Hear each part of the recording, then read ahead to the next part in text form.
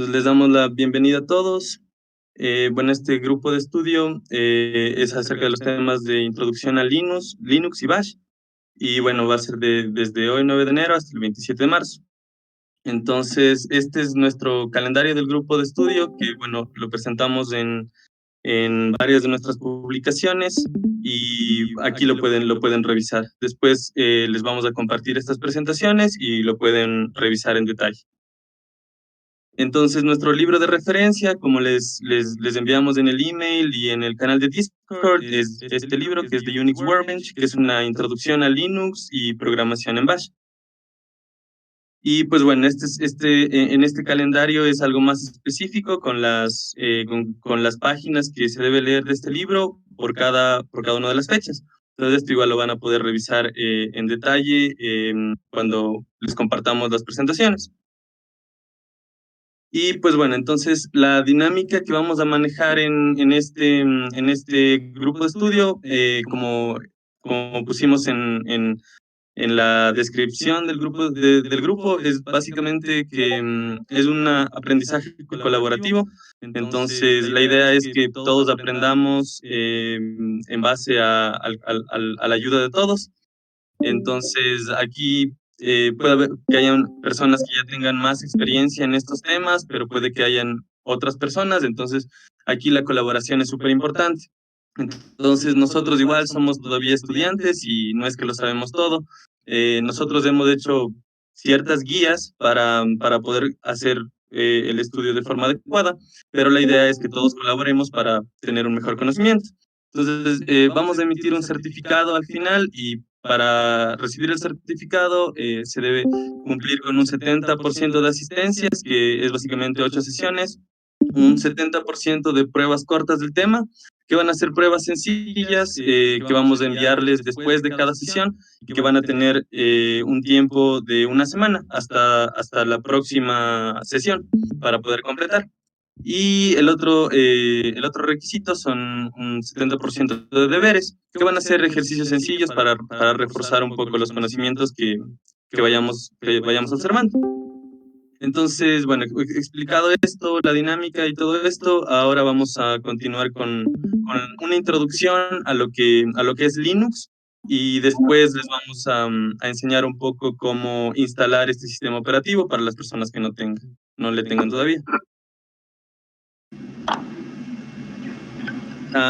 Les pedimos por favor que ahorita apaguen el micrófono para que no haya interferencia y si tienen alguna duda, como somos bastantes personas, quizás sea mejor hacerlo por el chat, por el canal que dice primera sesión.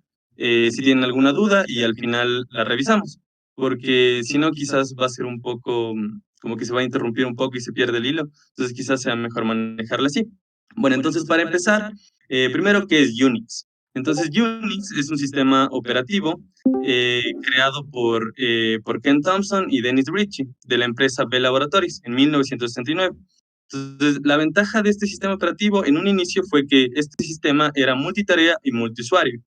Y esto es algo bastante interesante porque, por ejemplo, Windows o Macintosh hasta los 90 más o menos tenían la desventaja de que no eran multiusuarios, pero esos otros sistemas operativos tenían interfaz gráfica, lo que era un poco más ventajoso. Entonces, hasta los 80 la mayoría de sistemas operativos basados en Unix eran comerciales.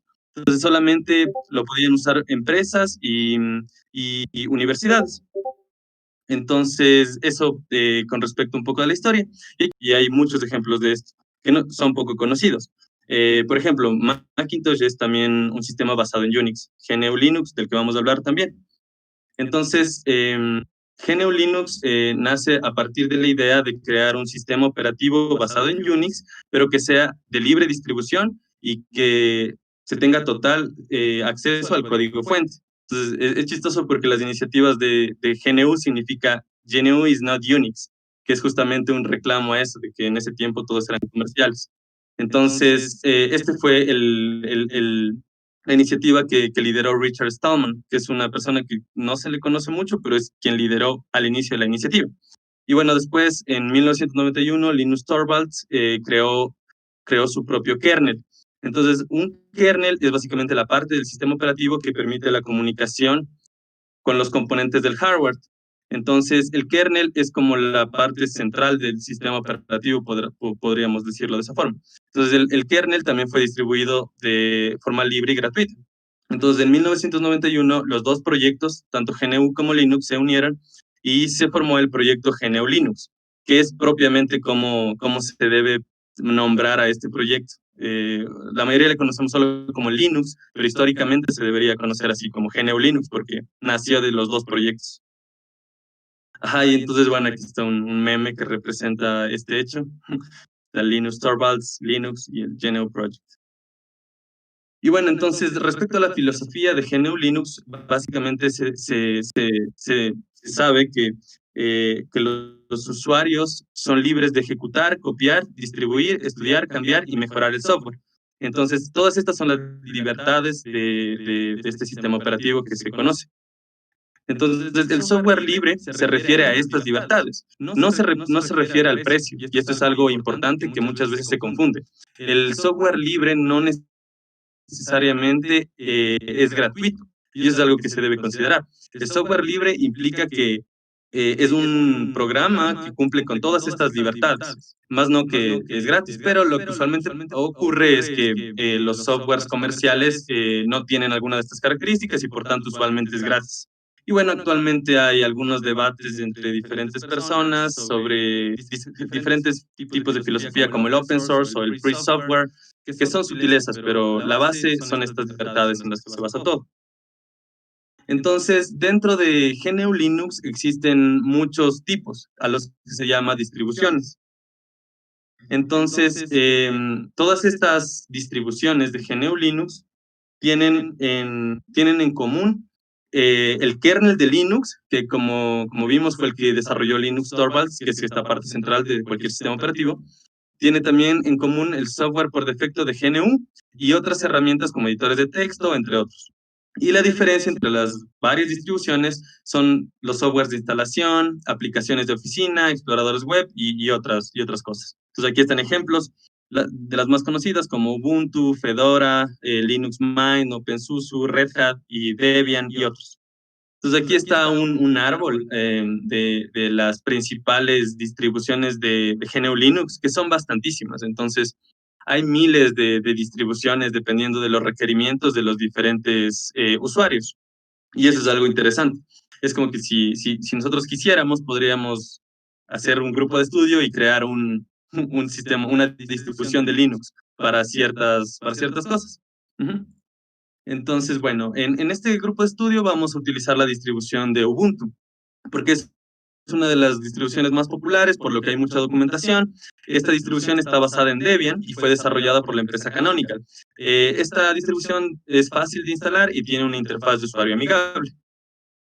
Ok, entonces algo que es importante conocer es qué es la shell. Entonces la shell es lo que nos va a permitir comunicarnos con el sistema operativo de forma directa. Entonces este es un programa que provee una interfaz de línea de comandos, que como les mencioné permite una comunicación entre el usuario y el sistema operativo. Entonces, esto es lo que nos va a permitir ingresar código y utilizar diferentes comandos o programar en diferentes lenguajes. Entonces, la mayoría de distribuciones de Linux tienen por defecto la shell bash, que es la que nosotros vamos a usar, cuyos acrónimos es Born Again Shell, que es como para decir que es una versión mejorada de TSH, que fue la primera shell creada.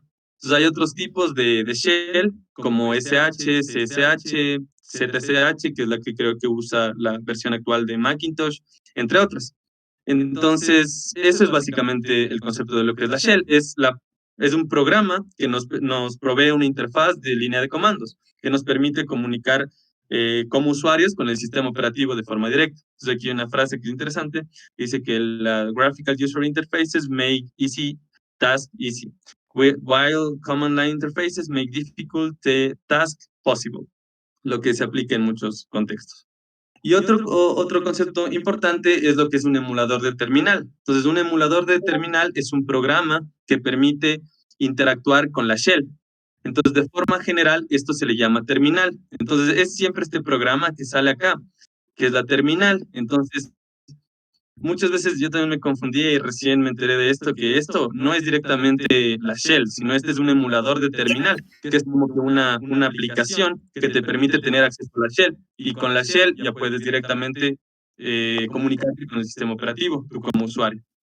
Y hay diferentes ejemplos de terminales como Terminator, Tilda y otros, que tienen múltiples diferencias, pero el objetivo es el mismo siempre. Bueno, entonces a continuación vamos a analizar cuáles son las formas que tenemos para acceder a un emulador de terminal de Bash. Y vamos a analizar 5 alternativas, por máquina virtual, como un subsistema de Windows 10 para Linux, como DualBot, como un Live USB con persistencia de datos y con la instalación de un sistema operativo en una USB o un disco externo. Creo que hay alguien con el micrófono activo. Por favor, si nos ayudan apagándole, gracias. Eso, entonces, bueno, ahora vamos a continuar con esto. Y bueno, entonces a continuación les vamos a dar diferentes alternativas de cómo pueden acceder a este emulador de terminal de Bash, que es lo que vamos a utilizar para todas las siguientes sesiones. Entonces, es algo que deben hacer. Y ustedes deciden cuál es la que mejor les parece para utilizar. Entonces, la primera alternativa es una máquina virtual. Entonces, una máquina virtual es o sea, la máquina virtual permite ejecutar un sistema operativo invitado dentro de otro sistema operativo, que es el host. Entonces, en este caso, la memoria RAM y el almacenamiento en disco se comparten entre el sistema operativo invitado y el host.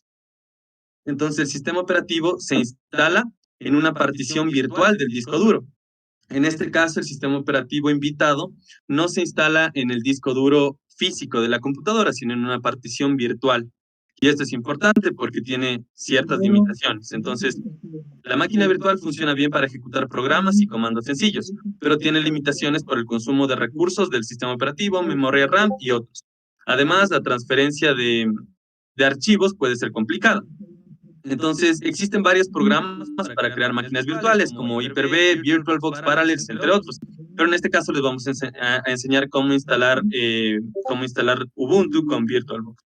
Y bueno, aquí está un esquema en el que se refleja esto, en el que tenemos el hardware que está por debajo, la máquina, o sea, el monitor de nuestra máquina, y aquí están las máquinas virtuales que nos dan acceso a otros sistemas operativos invitados.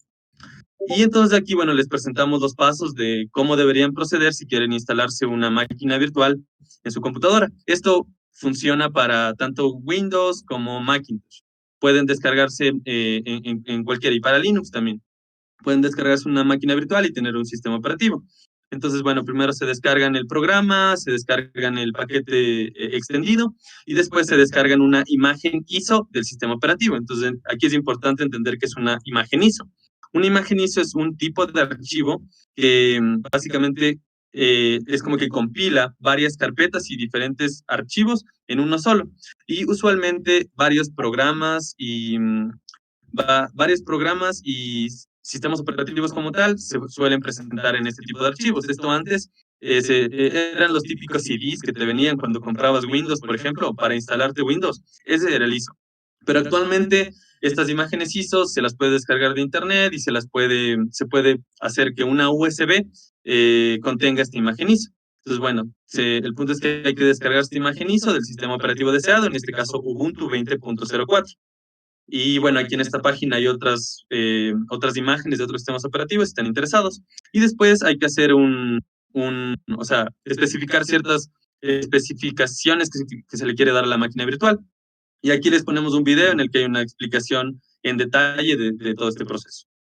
Entonces, la siguiente opción para los usuarios de Windows 10 es la opción de un subsistema para Linux, que fue algo que inició Microsoft hace como 3 años, creo. Y bueno, básicamente la idea de esto es que se instala un sistema operativo Linux como una aplicación de Windows 10. Entonces, esto permite ejecutar comandos de Linux usando Bash. Es posible instalar aplicaciones de línea de comandos de GNU Linux en Windows 10.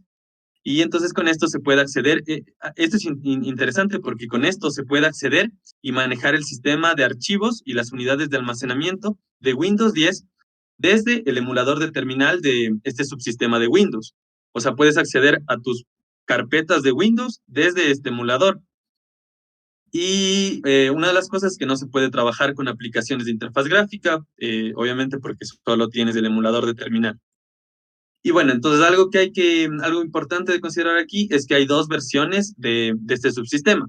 Entonces, en la primera versión, los comandos se corren en un kernel de Windows, que después, aquí está un esquema en el que se observa bien esto. Entonces, tienes aquí tienes aquí el subsistema y lo que se hace es como que esto se pasa a un kernel de Windows y después de estas instrucciones, o sea, aquí tienes el kernel de Windows, pasa por el subsistema y estas instrucciones son traducidas al lenguaje de Linux.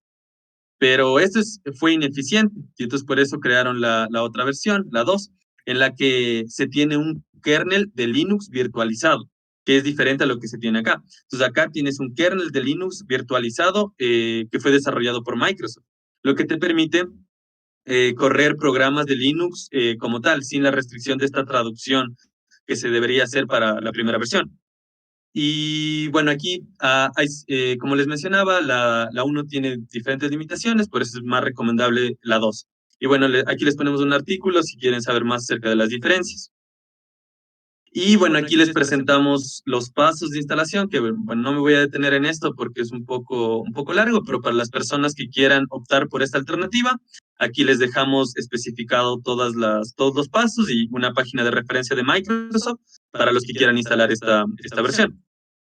Bueno, la siguiente alternativa es el DualBot y bueno, la que quizás, me he olvidado de presentarles algo, que esta es como la diferencia de una máquina virtual con un subsistema de Windows. Entonces, la máquina virtual es como que está aislada, lo que significa que no se puede tener acceso a los archivos fuera del sistema, lo que sí se puede hacer con el subsistema de Windows. Respecto al rendimiento y arranque, como que en la máquina virtual se accede al hardware real solo a través del sistema operativo, lo que genera problemas de rendimiento. Eh, entonces, en el uso de memoria, siempre que se use una máquina virtual, se debe dedicar una gran parte de la memoria en todo momento, lo que no pasa con el subsistema de Windows, porque ahí es como, es una aplicación más de Windows y no está todo el tiempo consumiendo memoria. Y bueno, entonces es como que en ciertas cosas el subsistema de Windows sería más recomendable que la máquina virtual, considerando los requerimientos de memoria, rendimiento y otro tipo de cuestiones. Y bueno, la tercera alternativa ahora sí es el DualBot, que bueno, nosotros esta es la alternativa que más les recomendamos si es que quieren optar por esto, porque es la que presenta el mejor rendimiento, como les voy a explicar. Entonces, en este caso, se instalan dos sistemas operativos diferentes en una misma computadora. Entonces, los dos sistemas operativos ocupan un espacio físico en el disco duro de su computadora. Entonces, el hardware, que incluye memoria RAM, procesadores, tarjetas gráficas, entre otros, se usa completamente por el sistema operativo en el que se inicia el equipo. Entonces, en este caso, no hay la limitación de compartir recursos, sino aquí se inicia la computadora con un solo sistema operativo y todos tus recursos computacionales van para ese sistema operativo, lo que es muy ventajoso. Y bueno, una de las desventajas, se puede decir, es que solo se puede usar uno de los sistemas operativos a la vez. Y bueno, ¿cómo funciona el DualBot? Esto es algo que es bastante interesante conocer. Entonces, básicamente un sistema operativo es un programa. Entonces, cualquier programa en la computadora ocupa un espacio físico en memoria. Entonces, si se instala más de un sistema operativo, se debe realizar una partición del disco duro, de forma que cada sistema operativo tenga una partición independiente. También hay otra opción en la que puedes tener dos discos diferentes y poner para un disco un sistema operativo y para otro disco otra, pero bueno, esa opción no es tan común. Entonces, la opción más común es particionar el disco duro para que cada sistema operativo tenga un espacio diferente. Entonces, aquí es importante entender también que la BIOS es un conjunto de programas que están almacenados en la placa madre. Entonces, la placa madre es básicamente una de los componentes electrónicos más importantes de las computadoras. Entonces, la BIOS es como que un programa, es software que está codificado en hardware. Eso es a lo que en informática se le llama un firmware. Entonces, la BIOS es la que permite controlar las instrucciones de inicio de la PC y otras tareas de bajo nivel en la computadora. Entonces, esto es importante porque cuando se inicia la PC, la BIOS es la que carga un programa que se llama bootloader.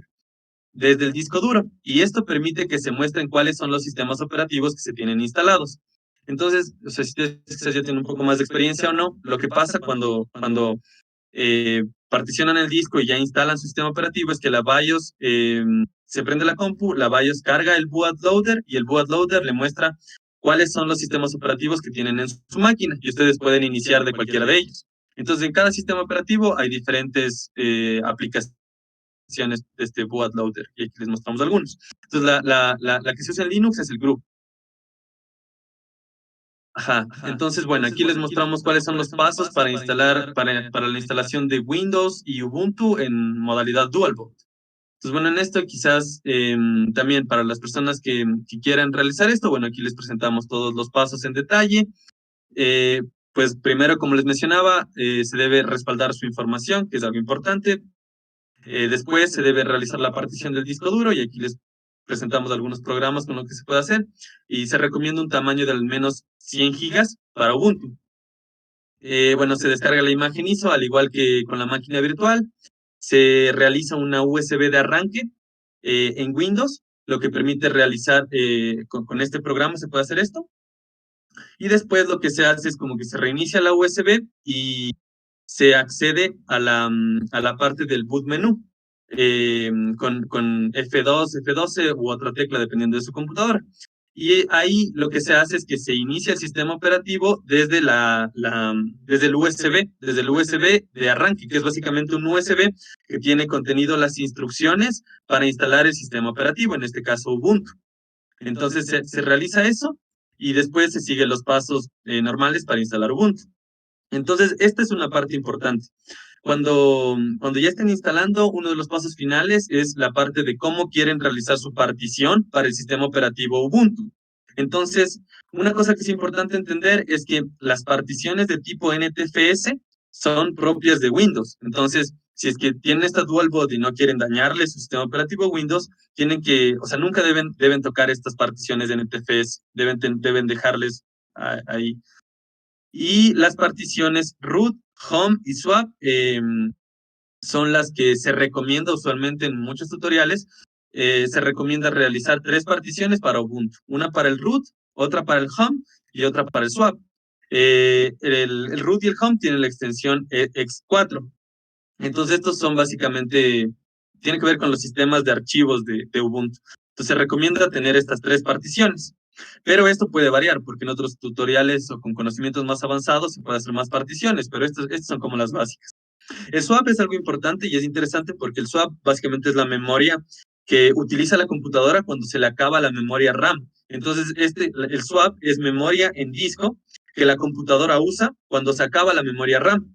Y es como un respaldo que se tiene para que su computadora no se congele. Entonces, lo que pasa es usualmente cuando la computadora se congela, significa que se acabó la memoria RAM y que está intentando acceder al disco a través de esta memoria swap. Entonces, por eso sí es importante tener esta partición del swap. Y bueno, y con esto ya estaría instalado. Y aquí igual les dejamos los pasos y artículos con más información. Aquí también les dejamos de pronto un artículo en el que se puede hacer este dual boot con Macintosh, si alguno de ustedes tiene Mac. Entonces ahí también le pueden revisar. Y bueno, aquí les presentamos un meme de la diferencia, ¿no? De cómo es tener GNU Linux nativo con DualBot y cómo es tener el sistema, el subsistema de Windows en Linux, que es como una copia que no tiene todos los potenciales, pero, o sea, para los contenidos que vamos a ver en el curso sería suficiente. O sea, nosotros les recomendamos esta, o sea, el DualBot y tener de forma nativa GNU Linux porque es mejor. Pero si les da miedo o por cualquier otra razón, pueden instalar la otra, la máquina virtual, y está bien. Ajá, la otra alternativa es crear una Live USB de Linux con persistencia de datos. Entonces, en este caso, lo que se hace es como que se tiene un sistema operativo Linux portátil en una USB que se puede utilizar en diferentes computadoras. Entonces, en este caso, no se instala el sistema operativo, sino que sirve como una versión para probar distribuciones o para hacer pruebas sencillas. Entonces, en este caso es posible almacenar archivos e instalar programas que son almacenadas en la USB. Entonces, para esto lo que se hace es lo mismo que se hizo en este caso de acá, hasta tener la USB de arranque. Entonces, se tiene la USB de arranque, después se reinicia la computadora, se inicia el sistema operativo con la memoria, y lo que se hace es que se pone, en lugar de instalar el sistema operativo, se pone probar, y en este caso ya les funciona. Aquí igual les damos pasos detallados de cómo hacer esto, y si les parece una alternativa buena también, la pueden usar. Y finalmente, la quinta alternativa es la instalación de un sistema operativo en una USB o un disco externo. En este caso es importante esta diferencia porque acá en la Live USB no estás instalando el sistema operativo, sino solo es como que una versión de prueba que te da el sistema operativo, pero no la instalas en la USB. Pero hay la otra alternativa en la que sí puedes instalar el sistema operativo como tal en una USB o en un disco externo. Aquí se tiene limitaciones respecto al espacio, a la memoria disponible que tienes para el sistema operativo, pero es una opción plausible también. Y bueno, aquí les ponemos algunas referencias de cómo se realiza esto en más detalle. Y bueno, estas son las 5 alternativas y bueno, como les mencioné, ustedes pueden elegir la alternativa que les parezca mejor. Como les mencionamos, de acuerdo a nuestra experiencia, la mejor alternativa es tener el DualBot con Ubuntu en este caso, porque se tiene mayor eficiencia, se tiene todos los recursos de la computadora para el sistema operativo como tal, se pueden utilizar aplicaciones de interfaz gráfica, y se tienen otras ventajas. Pero, como les mencioné antes, si es que les da miedo de pronto dañar su compu o alguna cosa, pueden optar por las otras alternativas. Pero de nuevo, como que sí sería bueno que traten de hacerlo del dual boot, porque se aprende un montón también. Entonces es algo con lo que se aprende mucho. Y bueno, eso sería respecto a esto. Aquí igual en la presentación les ponemos todas las referencias que usamos para realizar esta presentación y listo, eso sería. Bueno, aquí les dejamos igual una imagen sobre básicamente un credo de Linux, que sería lo que nosotros el sistema operativo que usaremos durante todo este grupo de estudio. Entonces, ya voy a revisar si hay preguntas. Ok, bueno, si tienen preguntas, igual las pueden colocar en el canal de sesiones de grupo de estudio. Y bueno, eso sería. A continuación, Juan les va a presentar un poco de la modalidad que vamos a usar para respecto a los notebooks y la presentación de los deberes y este tipo de cosas. Entonces, ya voy a dejar de compartir. Ya, hola, hola con todos, ¿sí me escuchan? Confirmen, por favor. Sí. Sí. Ya. A ver, denme un ratito. Debería...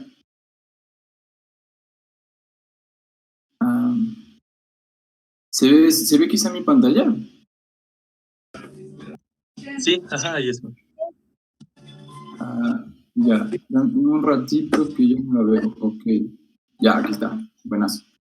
Entonces, bueno, nosotros para organizar bien el grupo de estudio hemos decidido hacer una especie de estándar para que todos podamos seguir sin problemas y entregar todos los trabajos que planeamos hacer, y eso es lo que les voy a contar ahorita. Entonces, primero, ¿por qué vamos a usar Jupyter Notebooks durante los grupos de estudio? Luego, ¿por qué Bash? Les voy a explicar un poquito así súper breve qué es un kernel en Jupyter Notebooks, y les voy a dar igual unas instrucciones para la instalación de un intérprete de Python que es necesario para que ustedes puedan hacer las actividades del curso, y también sobre los deberes. Entonces, primero Python y el proyecto Jupyter. Python es un lenguaje súper popular, de ley ustedes ya saben al respecto. Y lo chévere de Python es que tiene un montón, primero que es open source, y segundo que tiene un montón de módulos que se pueden utilizar para una diversidad enorme de cosas. Entonces, nosotros necesitamos llevar los códigos que vamos a hacer eventualmente de una forma ordenada, y el Jupyter Notebooks permite hacer eso. Y para eso necesitamos que todos tengan una versión de Python instalada con un paquete que se llama JupyterLab, que es una especie de IDE que les permite trabajar bien con el código que vayan a hacer. En general, Jupyter Notebooks son muchísimo más fáciles de usar que un editor de texto, entonces creemos que es la mejor opción. De todas maneras, si es que ustedes prefieren utilizar alguna otra cosa como un editor de texto, sería muy buena idea que le mantengan súper ordenado para que cuando nosotros revisemos, obviamente, no nos hagamos bolas y todo salga bien. Entonces, ¿cómo funciona Jupyter? Jupyter es básicamente un derivado del proyecto IPython, que ofrece una interfaz interactiva básicamente para los programadores. Y es interactiva porque funciona con ventanitas pequeñas en donde ustedes ponen su código y luego lo corren y ven instantáneamente el resultado allí. Más que nada es hecho para que ustedes puedan visualizar las cosas. ¿Sí ven mi pantalla? Sí, yo sí. Sí se ve. Para los que no ven, deben poner donde dice ver transmisión. Creo que hay un botón que dice ver transmisión. Entonces ahí le pueden ver la pantalla. Ajá. Sí, igual nosotros estamos aprendiendo a usar Discord, entonces ya en las siguientes sesiones no hay fallas. Ya, entonces, Jupyter, ¿no es cierto? El formato de Jupyter, ustedes van a tener un archivo, el nombre que le den y con IPyNB. Ya, ahorita lo que están viendo ustedes en la pantalla es un Jupyter Notebook. Entonces, lo chévere de Jupyter es que es posible utilizar otros lenguajes de programación diferentes a Python. Y esa es la razón como principal. Nosotros estamos buscando lo más fácil para utilizar el lenguaje que vamos a usar en este taller, que sería Bash, ¿no es cierto? El otro punto es que permite que ustedes configuren cómo se visualiza tu código mediante un lenguaje de alto nivel que se llama Markdown, que es una especie de simplificación de HTML, que es básicamente para gente que no se va a dedicar a aprender HTML a profundidad.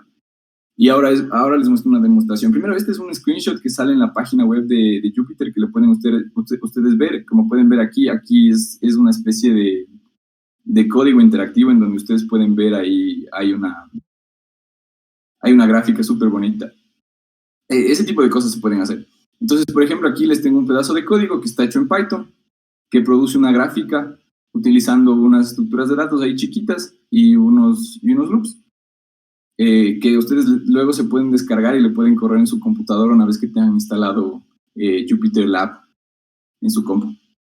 Ya, entonces este es el resultado, digamos. La customización es súper chévere y es súper intuitivo, la verdad, de usar. Ahora, otra cosa que es súper chévere de Jupyter es que ustedes pueden escribir directamente, si es que saben, por ejemplo, LaTeX, escribir como en el Markdown ahí, y se les puede visualizar lo que están escribiendo, básicamente. Aquí pueden ver un ejemplo de unas ecuaciones súper complejas, digámoslo así, en términos simbólicos son súper complicadas, y obviamente es mucho más fácil con LaTeX, porque LaTeX tiene esa configuración para ver súper bonito las ecuaciones. Y ahora, ¿cómo es que Jupyter utiliza un lenguaje diferente a Python? Entonces, Jupyter trabaja con kernels, pero estos kernels son específicamente diseñados para los Jupyter Notebooks. Son una especie de motor computacional que básicamente les ejecuta el código que tengan dentro de una celda como la que acabaron de ver acá arriba, ¿no es cierto? En el lenguaje que ustedes tengan. Entonces, para el lenguaje que ustedes quieran, deben instalar necesariamente un kernel específico para ese lenguaje. Entonces, por ejemplo, yo cuando abro mi panel principal de JupyterLab, me sale la opción de crear un notebook, sea con Python o con Bash.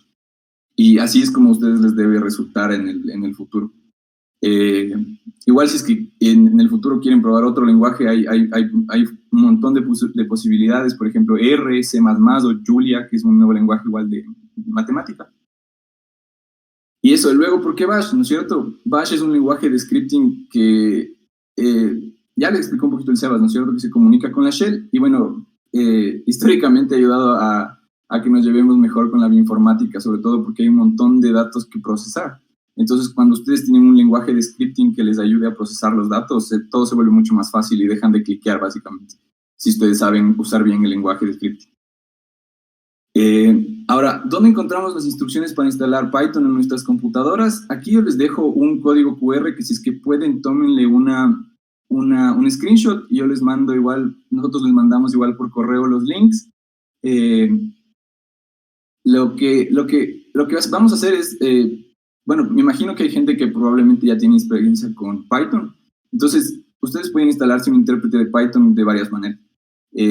Las dos más populares, digamos, es primero usar el intérprete de Anaconda, que me imagino que igualmente han de haber escuchado antes, y el intérprete oficial que ofrece python.org.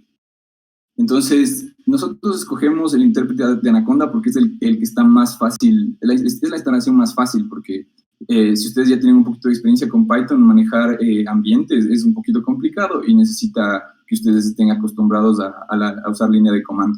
Pero de todas maneras, si es que ustedes ya tienen un intérprete de Python instalado en su computador, pueden no instalarse Anaconda y solo usar pip para instalarse el kernel de Bash y luego también JupyterLab. ¿Ya? Y bueno, este link les va a llevar a nuestra página de GitHub. Aquí pueden ver un screenshot igual de cómo se ve la página de inicio de la página de GitHub, en donde van a encontrar todo lo que vamos a hacer durante el curso. Y eso, ¿ya? Ahora, en cambio, les voy a explicar la última parte, que es sobre los deberes. Entonces, nosotros vamos a crear una carpeta en Google Drive, en donde todos vamos a subir, digamos, nuestros trabajos. Y vamos a subir usualmente Jupyter Notebooks, o tal vez solo sean fotos, o tal vez les vamos a pedir que utilicen una versión de HTML exportada de su Jupyter Notebook. Aquí les tengo un screenshot de cómo se hace eso. Entonces, cuando ustedes estén en JupyterLab, que ya más luego en la tarde, después que hagan las instrucciones del link que les envié, van a poder ver esta ventana y van a tener que seguir esas instrucciones. Abren File y luego exportar el cuaderno como y escogen el formato HTML. El HTML es súper bueno porque ahorita lo que estamos haciendo es, en mi computadora, por ejemplo, viendo un HTML que es para que se corra desde un explorador y no tengas que abrir, obviamente, otra vez el intérprete de Python. También es importante notar que vamos a tener un quiz cada semana y el de esta semana se los vamos a enviar a más tardar hoy noche por correo, ¿ya? Y tienen que estar atentos y lo que tienen que hacer es, obviamente, entregar el resultado de su deber o su quiz hasta la próxima semana, entonces siempre tienen tiempo, digamos, una semana, y todos vamos a tener el mismo tiempo. Eso. El deber para la siguiente semana es primero instalar Ubuntu si es que aún no lo poseen, luego instalar Anaconda con las instrucciones del link que les di arriba, ¿no es cierto?, en el código QR, y enviar un screenshot de ambas cosas, ¿no es cierto?, que compruebe que ya han instalado Ubuntu y que han instalado Anaconda, sobre todo porque si es que alguien tiene, digamos, un problema, le podemos ayudar y todos vamos a estar al mismo nivel, digámoslo, para empezar la próxima semana. Eso, entonces, si tienen algún problema, por favor, usen los foros de Discord, y ahí básicamente es para ayudarnos entre todos, porque es chévere cuando uno aprende un montón y enseña a alguien más. Siempre es mucho, se te queda mucho más a ti el conocimiento si es que, digamos, te preparas para enseñarle a alguien más. Y eso es algo que creo que vamos a rescatar bastante de este grupo de estudio. Y eso es todo, básicamente. Voy a dejar de compartir ya.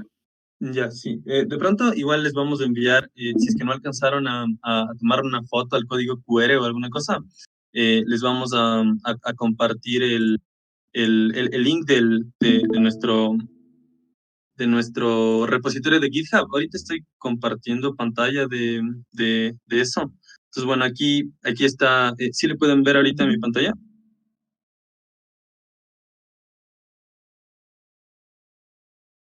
Ya, chévere. Entonces aquí tenemos nuestro repositorio de GitHub. Entonces vamos a ir publicando cada una de las sesiones, los notebooks que vamos usando. Entonces, por ejemplo, para la sesión 1, aquí están todos los notebooks que nosotros utilizamos. Entonces, aquí está el notebook que yo les presenté con toda la información que está aquí. Pues aquí les puse el código en formato de Jupyter Notebook, como HTML y como slides, que es la forma en la que yo usé, y también como Markdown. Y bueno, aquí está lo que les presentó el Juan, la parte que les presentó el Juan. Y entonces, como dijo el Juan, el deber para la siguiente semana va a ser, si pueden, en un archivo de Word, poner un screenshot de su emulador de terminal de Bash, que puede ser con cualquiera de las 5 alternativas que les presentamos. Ustedes deciden cuál. Y, y si tienen cualquier duda o inquietud, pueden hacerla por el canal de la sesión 1 y ahí nosotros o cualquier miembro de la comunidad les va a ayudar. Aquí está lo que les explicaba el Juan, de donde les da paso por paso cómo instalarse el Conda. Es donde dice Setup Conda y es este notebook que dice Setup Conda. Entonces ahí están las instrucciones para instalarse el Jupyter Lab y después el kernel de Bash, con lo que vamos a trabajar. Y eso básicamente sería. De pronto no sé si tienen alguna inquietud, alguna duda. Si tengo Mac, tengo que instalar como quiera. Por ejemplo, Sí, si quisiera instalar el Dual Boot, ¿puedo usar mi línea de comandos, mi terminal en Mac, o tengo que instalar como quiera no, sí podría, o sea, sí, o sea, ahí es como te acomodes. Ajá. Para los usuarios de Mac no sería necesario, porque como Mac se basa en Unix, sí tiene un emulador de terminal de Bash. Sí, Si es que quisieras probarle, está bien, pero si no, la de Mac está bien. ok. Sí, yo tengo Mac y me va súper bien, entonces no hay lío. Ajá. Pero para otras cosas, tener un sistema nativo de Linux, o sea, sí es medio útil.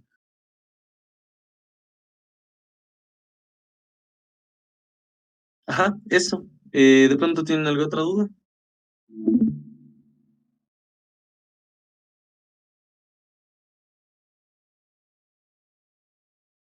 Ajá, si no hay ninguna duda, entonces eso sería por la reunión de hoy, por la sesión de hoy. Entonces, les vamos a compartir esta carpeta que les dijimos, en la que deben subir su documento de Word con los screenshots del emulador de terminal de Bash y con el setup de Conda, o sea, o sea, el kernel de Bash y con el Jupyter Lab instalados, un screenshot nada más.